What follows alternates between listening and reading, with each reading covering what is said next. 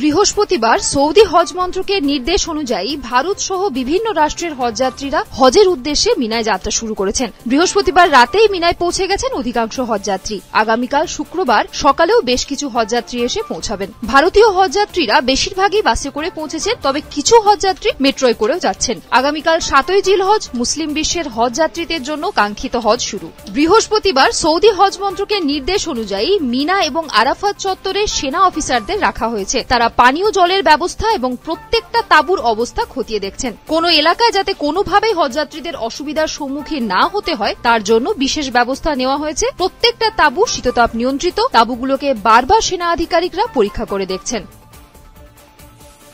মক্কা থেকে আব্দুল ওদুদের রিপোর্ট, পূবের কলম ডিজিটাল।